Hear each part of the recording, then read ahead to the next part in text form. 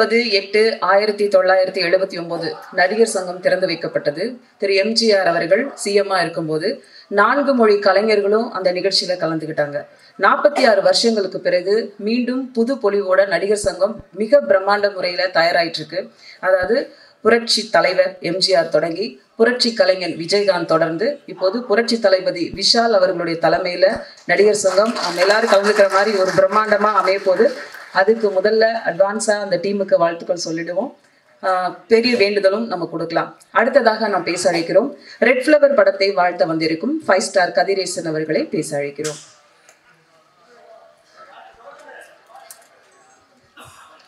அனைவருக்கும் காலை வணக்கம்.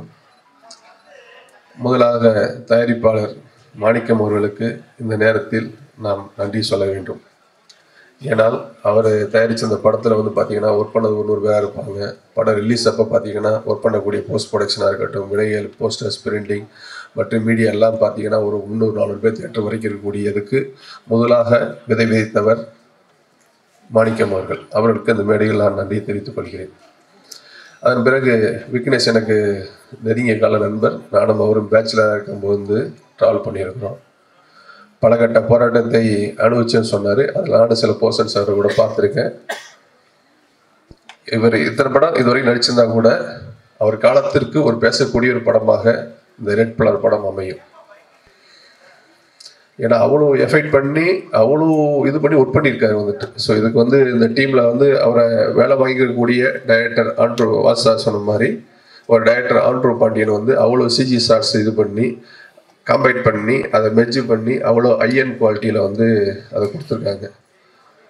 ஸோ ஒர்க் பண்ண டீம், மியூசிக் டைரக்டர்ஸ் எல்லாருக்குமே, மியூசிக் டைரக்டர்ஸ், எடிட்டர்ஸ், ஒரு கேமராமேன் எல்லாருக்கும் இந்த படம் பெரிய வெற்றி படமாக அமைன்னு கேட்டுக்கிறேன். விக்னேஷ் கடைசி ஒரு வார்த்தை சொன்னார். எத்தனையோ பேர் என்னை பண்ண வேணாம்னு சொல்லி சொன்னப்போ கூட சார் அந்த ப்ரொடியூசர் என் மேலே ரொம்ப கான்ஃபிடென்ட் வச்சு நான் பண்ணுவேன்னு சொன்னார். ஸோ அதற்கு விக்னேஷ் எந்த காலகட்டத்திலும், ஏன்னா அந்த அன்பு நட்பு தான் என்றைக்கும் தொடர்ந்து போய்கிட்டே இருக்கும். ஸோ இந்த படம் வெற்றி அடைஞ்சதுக்கப்புறம் கூட அன்னைக்கு அந்த ப்ரொடியூசர்ஸ் கொடுக்கக்கூடிய அந்த மரியாதைகள், அந்த அங்கீகாரங்கள், அந்த ரெஸ்பெக்ட் இருக்குங்கிறத நேரத்தில் நான் சொல்லிக்கிறேன். ஏன்னா அது சமீப காலமாக அது இல்லை. அது வாசாருக்கு தெரியும்.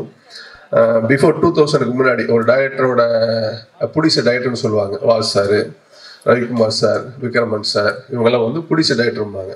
நான் ஷூட்டிங் முடிச்சதுக்கப்புறம் நைட்டு விக்ரமன் சார்லாம் என்ன எக்ஸ்பென்ஸ் ஆகிருக்குது பா, சௌத்ரி சார் கேட்பாருப்பா, சொல்லணும்ப்பா அப்படின்னு இருந்தாங்க. அந்த காலகட்டங்கள்லாம் மாறி போயிடுச்சு.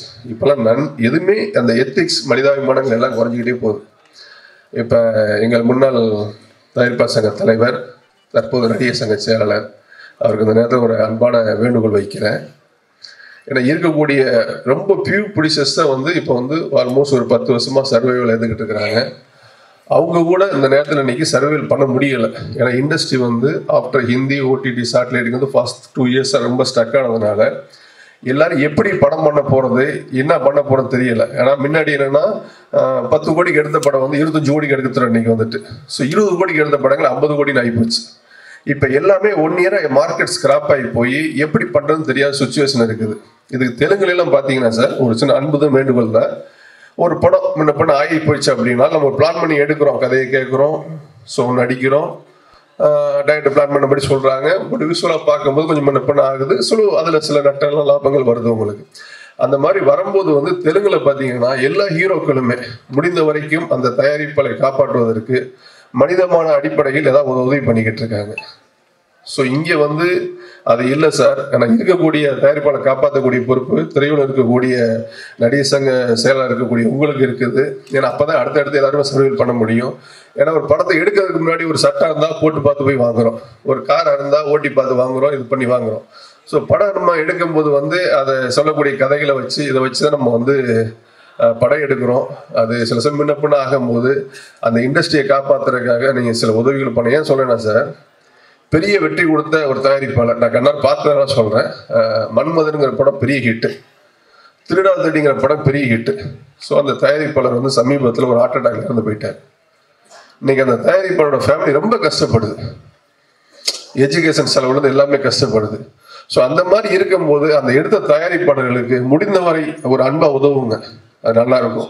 ஏன்னா விக்னேஷ்லாம் வந்து பார்த்தீங்கன்னா ஒரு ஹோட்டல் வச்சுக்கிட்டு கோவிட் டைம்லையும் சரி இப்பவும் சரி நிறைய பேருக்கு வந்து அந்த ஹோட்டலில் இருக்கக்கூடிய அசிஸ்டன்ட் டைரக்டர்ஸ்களுக்கு கூட பழகின டைரக்டர்ஸ்களுக்கு எல்லாருக்குமே ஒரு நட்புக்கு அடிப்படையில் வந்து உதவிகள் பண்ணிக்கிட்டு இருக்காரு. ஏன்னா என்னைக்கும் ஒரு உதவி செய்யக்கூடியவர் வந்து வாழ்க்கையில் தோற்றதா கிடையாது. ஸோ இதை சூரிய பண்ணிக்கிட்டு இருக்காரு, விசால் சார் நிறைய பண்ணிக்கிட்டு இருக்காரு. அந்த மாதிரி முடிந்த வரை தயாரிப்பாளரை காப்பாற்றுங்க சார், கண்டிப்பாக நாங்கள் கூட இருப்போம். நீங்கள் சொன்ன மாதிரி இந்த ரிலீஸ் ரெகுலேஷன் இண்டஸ்ட்ரிக்கு என்னென்ன பண்ணணுமோ எல்லாம் கூட ஒன்றாக்காது பண்ணுவோம் சார். ஏன்னா இது வந்து என்டையர் ஃபேமிலி சம்மந்தப்பட்ட பிரச்சனை, தனிப்பட்ட தயாரிப்பாளர் சங்கம் மட்டும் பண்ண முடியாது, எல்லாருக்குமே அதில் பொறுப்பு இருக்குது. நீங்கள் நிறைய பார்த்துருக்கீங்க.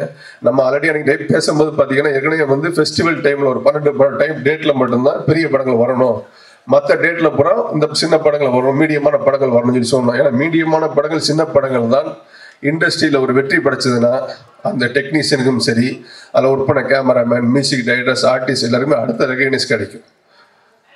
அதே மாதிரி கதையை நம்பி படங்கள் எடுங்க.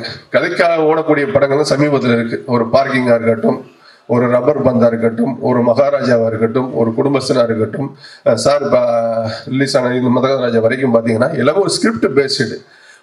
நம்ம ஸ்கிரிப்டை டேரக்டர் கிட்ட கேட்டோம், டேரக்டர் கோச்சுக்குருவாரு. ஆனால் இப்போ சூழ்நிலை அப்படி கிடையாது. இப்போ ஒரு ஓடிடிக்காரங்க வந்து என்டையர் படத்தை பார்த்துட்டு தான் அதுக்கப்புறம் அது ஃப்ரீ டிஸ்ட்ரிபியூஷன் ரிலீஸ் பண்ணுறதா, பே ஃபார் ரிவ்யூல ரிலீஸ் பண்ணுறதா என்னங்கிற மாதிரி ஆயிட்டாங்க. அதெல்லாம் படம் எடுக்கிறதுக்கு முன்னாடி அனைத்து தயாரிப்பாளர் சொல்கிறாங்க, ப்ரீ பிளான் பண்ணிக்கோங்க. எப்படி இந்த ஆண்ட்ரூ பாண்டியன் சார் வந்து எந்தெந்த ஷாட்ஸ், அதாவது 2800 சிஜி ஷாட்ஸ் சொன்னாங்க. அப்போ அந்த அவ்வளோ சிஜி ஷாட்ஸ் எங்கெங்கே வேணும், எங்கெங்கே இன்சர்ட் பண்ணணும், ஸோ எல்லாத்தையுமே ஒரு ப்ரீ பிளான் பண்ணியிருக்காங்க. ஸோ ப்ரீ பிளான் பண்ணும்போது நிறைய வேஸ்டேஜ்கள் குறைக்கலாம். அதாவது தொழிலாளர்கள் கொடுக்கக்கூடிய சம்பளத்தை சொல்ல, அதர் வாண்டட் கிரியேட்டர்ஸுக்கும் அதர் டெக்னீஷியன்ஸ் கொடுக்கக்கூடிய எக்ஸ்பென்சஸ், ஷூட்டிங் டேஸ் இதெல்லாம் சேவ் பண்ணி பண்ணுங்க. இந்த இண்டஸ்ட்ரி ரொம்ப மோசமான சூழ்நிலை இருக்குது. அதற்காக நல்ல கதையை பிளான் பண்ணி பண்ணுங்க. இந்த படம் மாபெரும் வெற்றியடைய என வேண்டுகொள்கிறேன். நன்றி, வணக்கம். நன்றி சார். அடுத்ததாக நாம் பேச அழைக்கிறோம். மன அழுத்தத்திலிருந்து